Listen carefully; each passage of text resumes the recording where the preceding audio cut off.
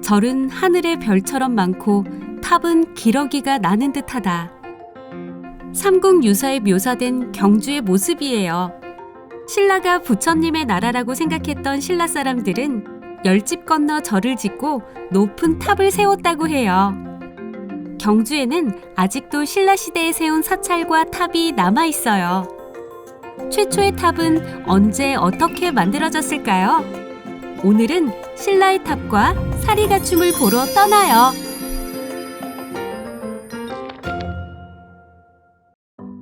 석가모니가 세상을 떠난 후 그를 존경하고 따르던 인도 8나라 왕들은 석가모니의 사리를 서로 가져가려고 다투었어요.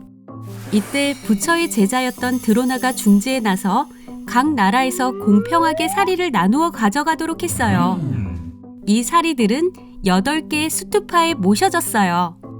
스투파란 무덤 또는 훌륭한 분이 쉬는 곳이란 뜻을 지니고 있는데 한자로 번역되는 과정에서 솔도파 또는 타파라고 쓰이다가 다시 줄어서 탑이라고 불리게 되었어요.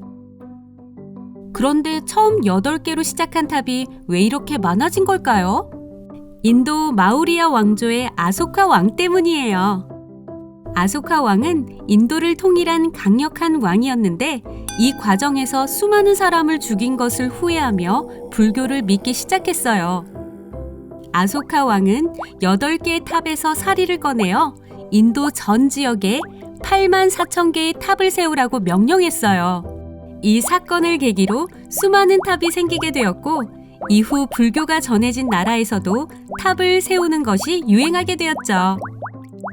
현재 남아있는 가장 오래된 신라의 석탑은 분황사 모전 석탑이에요.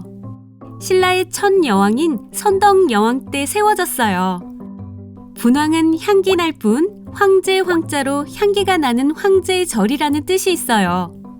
분황사 모전 석탑은 돌을 벽돌 모양으로 다듬어 만들었어요.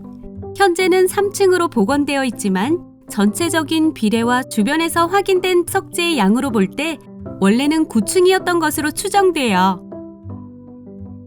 1915년 분황사 모전 석탑을 해체 수리할 때 2층과 3층 탑신 사이에서 화강암으로 된 석함이 발견되었는데 이 안에서 사리압을 비롯한 각종 공양품이 나왔어요. 고려시대의 탑을 수리할 때 넣은 것으로 보이는 은합 속에 비단에 쌓인 사리가 들어있었고 부처님께 바치는 물건으로 바늘통, 금바늘과 은바늘, 가위, 금동으로 만든 장식 조각 등도 있었어요. 신라가 삼국을 통일한 이후에는 우리에게 익숙한 모양의 3층 석탑이 유행하게 되어 가문사터 3층 석탑이 대표적인 모습이지요. 가문사는 신문왕이 삼국을 통일한 문무왕을 기리기 위해 지은 절이에요. 절을 지을 때 중심 건물인 금당 아래에 동해를 향한 구멍을 내었어요. 죽어서도 동해의 용이 되어 나라를 지키겠다는 문무왕의 유언에 따라 용이 된 문무왕이 드나들 것을 믿었기 때문이에요. 절은 사라지고 지금의 절터에는 동서 3층 석탑 2기가 늠름하게 남아있어요.